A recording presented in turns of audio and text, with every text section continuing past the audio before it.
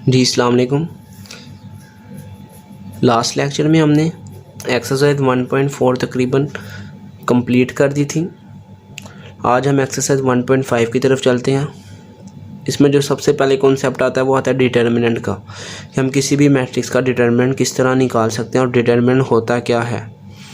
ठीक है, डिटर्मिनेंट जो है ना, ये हम हमेशा स्क्वायर मैट्रिक्स का निकाल सकते हैं। जैसे 2/2 हो गया, 3/3 हो गया। हमारी बुक में 2/2 को मेंशन किया गया और हमारे लेवल पे 2/2 ही है। 3/3 ये फर्स्ट ईयर में है और ये आगे बीएससी में है 4/4 मैट्रिक्स का डिटर्मिनेंट। ठीक है, तो हमने देखना है कि हम 2/2 का डिटर्मिनेंट किस तरह निकाल सकते हैं, और ये बहुत ही ईजी तरीका और ये बहुत ही ईजी है किसी भी मैट्रिक्स का डिटर्मिनेंट निकालना। और ये अब बेसिक है, क्योंकि हमारा अब सही काम अब शुरू होता है इस चैप्टर का, जहाँ से लॉन्ग क्वेश्चन आना है 5 नंबर का पेपर में। ठीक है, फ़र्ज़ करें आपके पास एक मैट्रिक्स है ए बी सी डी, ये इसकी एंटिटीज़ हैं। हमें कहता है कि ए का डिटर्मिनेंट निकालो, कि ए का डिटर्मिनेंट किस तरह निकालते हैं। तो डिटर्मिनेंट निकालने का जो फार्मूला है वो ये है कि सबसे पहले उस मैट्रिक्स को आपने स्टेट ब्रैकेट में लिख देना। इसको भी, जिसका डिटर्मिनेंट निकालना है उसको स्टेट ब्रैकेट में लिखना है, फिर उस मैट्रिक्स को स्क्वायर ब्रैकेट से ख़त्म करके स्टेट ब्रैकेट में लिखना है। ठीक है, ये स्टेट ब्रैकेट में आ गए। अब जब आपने डिटर्मिनेंट निकालना है ना, तो ये डायगोनल्स को पहले मल्टीप्लाई करना है। डायगोनल एंट्रीज मैंने आपको बताई थी, जो सी इस तरह की एंट्रीज होती हैं वो होती हैं डायगोनल्स एंट्रीज। पहले इन दोनों को मल्टीप्लाई करना है, फिर बीच में हमेशा माइनस का साइन आएगा, बीच में हमेशा माइनस का साइन आएगा। फिर इसको इसके साथ मल्टीप्लाई कर देना। इस तरह ये देखें, AD माइनस CB। तो जो हमारा, इसको सिंप्लीफाई करके जो आंसर आएगा वो हमारा होगा डिटर्मिनेंट इस मैट्रिक्स का। ठीक है, फर्दर प्रैक्टिस के लिए हम एक्सरसाइज 1.5 का क्वेश्चन नंबर 1 देखते हैं। उसमें हमें स्टेटमेंट में यही कहता है, find the determinant of matrix following matrices. ठीक है, तो हम क्वेश्चन नंबर 1 पे चलते हैं, एक्सरसाइज 1.5। जी, तो हम एक्सरसाइज 1.5 क्वेश्चन नंबर 1 पे आ गए हैं। उसके मैंने तकरीबन सारे पार्ट लिख लिए हैं। स्टेटमेंट में कहते हैं find the determinant of following matrices, यानी इनका हमें डिटर्मिनेंट फाइंड करना है। अभी पीछे मैंने आपको बताया कि डिटर्मिनेंट किस तरह निकालते हैं। उसी मैट्रिक्स को आपने स्टेट ब्रैकेट में सबसे पहले स्टेप में लिखना है।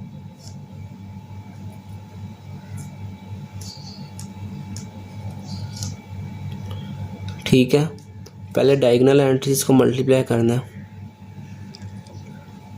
बीच में हमेशा माइनस रहेगा। इसको इसके साथ मल्टीप्लाई किया, फिर इसको इसके साथ।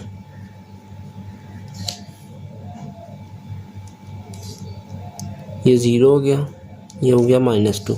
ए का डिटर्मिनेंट हमारा आया -2। आपने इसको उल्टा नहीं कर देना कि पहले इसको मल्टीप्लाई किया, बीच में माइनस डाल के फिर इसको। आपने पहले डायगोनल्स को मल्टीप्लाई करना है, फिर इसको मल्टीप्लाई करना है। ठीक है, अब हम पार्ट बी पे चलते हैं। पहले जी स्टेट ब्रैकेट में लिखा,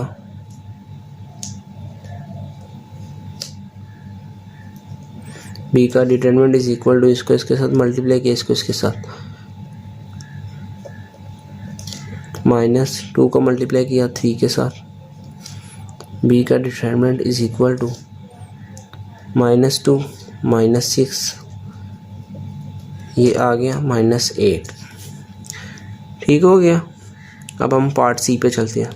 पहला स्टेप वही 3 2 3 2, इसको स्टेट ब्रैकेट में लिखा, इसको इससे मल्टीप्लाई किया, बीच में माइनस डाल के इसको इससे। 3 को मल्टीप्लाई किया 2 के साथ, बीच में -3 को मल्टीप्लाई किया 2 के साथ। 3 2 ज़ा 6 -3 2 ज़ा 6। तो सी का डिटर्मिनेंट आ गया 0। अब डी पे चलते हैं। 3 2 1 4, इसको इसके साथ मल्टीप्लाई किया, इसको इसके साथ। 3 को मल्टीप्लाई किया 4 के साथ, -1 को मल्टीप्लाई किया 2 के साथ। ठीक हो गया। डी का डिटर्मिनेंट आया हमारे पास 4 3 ज़ा 12 -2। डी का डिटर्मिनेंट आ गया 10। डी तो आप देखें, इसका डिटर्मिनेंट है -2, इसका -8, इसका 0, इसका 10। ये देखना ये 0 ये कुछ ज़रा स्पेशल केस लग रहा है। अब हम इसको डिस्कस करते हैं जी। तो अब हम सिंगुलर मैट्रिक्स और नॉन सिंगुलर मैट्रिक्स के कॉन्सेप्ट को देखते हैं। सिंगुलर मैट्रिक्स कौन सा मैट्रिक्स है? ऐसा matrix, a matrix which has determinant is 0 is called singular matrix. वो मैट्रिक्स जिसका डिटर्मिनेंट 0 आ जाए वो होगा सिंगुलर मैट्रिक्स। और वो मैट्रिक्स उल्टा कर दें जिसका डिटर्मिनेंट नॉट इक्वल टू 0 है, या पॉजिटिव हो या नेगेटिव हो, तो वो बन जाएगा नॉन सिंगुलर मैट्रिक्स। अभी आपने देखा था लास्ट हमने जो 4 पार्ट किए थे क्वेश्चन के, उसमें जो तीसरा पार्ट था उसका डिटर्मिनेंट आया था 0, वो हमारा क्या था? Singular matrix. बाकी सारों का डिटर्मिनेंट 0 नहीं आया था, तो वो थे हमारे नॉन सिंगुलर मैट्रिक्स। मैंने आपको बताया भी था वो स्पेशल केस है, वो यही था। वो मैट्रिक्स जिसका डिटर्मिनेंट 0 आ जाए वो होगा सिंगुलर मैट्रिक्स, और इसका उल्टा कर दें वो मैट्रिक्स जिसका डिटर्मिनेंट नॉन 0 है वो होगा नॉन सिंगुलर। बच्चे इसमें बहुत सारा कंफ्यूज हो जाते हैं, नॉन सिंगुलर इसको बना देते हैं, सिंगुलर इसको बना देते हैं।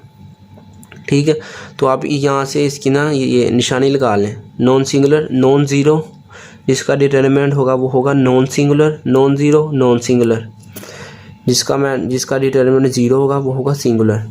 ठीक है, तो अब आप क्वेश्चन नंबर 2 पे देखें एक्सरसाइज 1.5 के। क्वेश्चन नंबर 2 में हमें वो कहता है आप हमें बताएं कि कौन सा मैट्रिक्स सिंगुलर है और कौन सा नॉन सिंगुलर। अब हम उसको देखते हैं जी। तो हम क्वेश्चन नंबर 2 पे आ गए हैं, एक्सरसाइज 1.5 क्वेश्चन नंबर 2। चारों पार्ट मैंने लिख लिया। हमें कहता है find which of the following matrices are singular और नॉन सिंगुलर जी। तो इसको देखने के लिए हमें डिटर्मिनेंट लेना पड़ेगा। जिसका डिटर्मिनेंट 0 आ गया वो होगा सिंगुलर, जिसका डिटर्मिनेंट 0 नहीं आया नॉन 0 होगा नॉन सिंगुलर। और ये आपने डेफिनेशन याद कर लेनी है सिंगुलर और नॉन सिंगुलर की, ये काफ़ी दफ़ा बोर्ड में आ चुके हैं। ठीक है, सबसे पहले जी ए का हम डिटर्मिनेंट लेते हैं। पहला स्टेप स्टेट ब्रैकेट में लिखा, ठीक है, इसको इसके साथ मल्टीप्लाई किया, माइनस डाल के इसके साथ 3 मल्टीप्लाई बाय 4 या 4 3 कर लें, माइनस 2 को मल्टीप्लाई किया 6 के साथ, 4 3 ज़ा 12 माइनस 2 6 ज़ा 12। लो जी, ए का डिटर्मिनेंट हमारा आया 0। ठीक है, इसका डिटर्मिनेंट 0 है यानी ये सिंगुलर है। आपने लिखना प्यारा सा करके, since determinant of a is equal to 0 so a is singular matrix।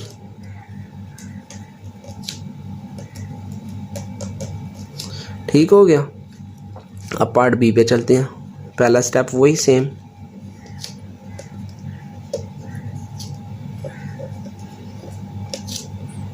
इसको इसके साथ मल्टीप्लाई, इसको इसके साथ 4 multiply by 2 minus 3 multiply by 1, 4 2 ज़ा 8 माइनस 3, 8 माइनस 3 बचा 5। आपने लिखना नॉट इक्वल टू 0 यानी ये 0 नहीं है। Since B determinant not equal to 0 so B is non singular. Part C पे अब चलते हैं। पहला स्टेप वही same,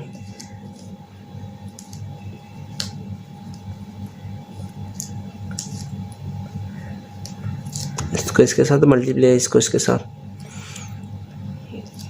5 multiply by 7 minus 3 multiply minus 9, 35 minus 9 को -3 से जब हम मल्टीप्लाई करेंगे तो आएगा -27। ये आपको पता होना चाहिए कि जब हम माइनस को माइनस से मल्टीप्लाई करते हैं तो हमारा आंसर आता है प्लस, और प्लस को जब माइनस से मल्टीप्लाई करते हैं तो आंसर आता है माइनस। इसी तरह माइनस को जब प्लस से मल्टीप्लाई करते हैं तो आंसर आता है माइनस, और प्लस को जब हम प्लस से मल्टीप्लाई करते हैं तो आंसर आता है प्लस। ये 8 क्लास की बुक में टेबल बना हुआ, अगर आपको नहीं पता तो आप ये देख लें, ये टेबल याद कर लें। इसी तरह जब हम इनको ऐड भी करते हैं ना, माइनस और माइनस को जब हम ऐड करते हैं यूँ लिखा होता है तो उसका आंसर आता है प्लस। ठीक है, मैं साथ साथ आपको ये बेसिक भी बताता जाता हूँ कि अगर आपको नहीं पता बेसिक भी तो आप साथ साथ ही ये भी कवर कर लें, ठीक है ना। ये आया जी 35 + 27, ये बना जी 63। ये तो काफ़ी बड़ा है, 0 से नॉट इक्वल टू 0 है, 0 नहीं है, तो यहाँ पे आपने फिर यही लाइन लिख देनी है, since C determinant not equal to 0 so C is non singular. ये जो हम लिखते हैं ना ब्रैकेट, ये स्टेट ब्रैकेट में, इसका मतलब यही होता है कि डिटर्मिनेंट है इसका, ठीक है ना, डिटर्मिनेंट को जाहिर करता है। इसी तरह डी पार्ट देख लेते हैं। पहला स्टेप सिंपल,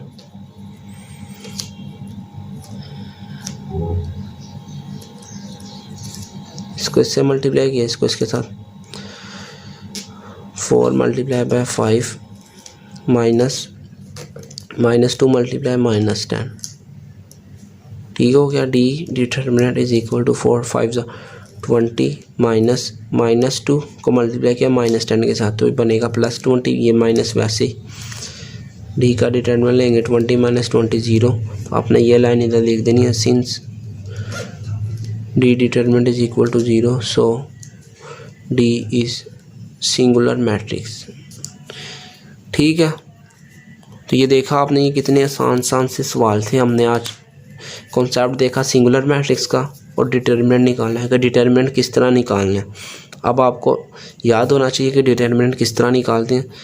कोई घर में आपसे पूछे कि डिटर्मिनेंट किस तरह निकालते हैं, तो आपने बताना है पहले डायगोनल्स को मल्टीप्लाई करते हैं, बीच में माइनस डाल के, बाकी जो 2 रह जाती हैं उनको मल्टीप्लाई करते हैं, उनको सिंप्लीफाई करते हैं तो डिटर्मिनेंट आ जाता है। और सिंगुलर नॉन सिंगुलर वो भी आपको पता होना चाहिए कि सिंगुलर मैट्रिक्स वो होता है जिसका डिटर्मिनेंट 0 होता है और नॉन सिंगुलर वो होता है जिसका डिटर्मिनेंट 0 नहीं होता, ठीक है। तो आपने ये डिटर्मिनेंट वाले सवालों की ज़्यादा से ज़्यादा प्रैक्टिस करनी है, क्योंकि आगे ये बहुत यूज़ होने हैं, इसलिए मैं कह रहा हूँ आप इनकी प्रैक्टिस करें। ओके, अल्लाह हाफिज़।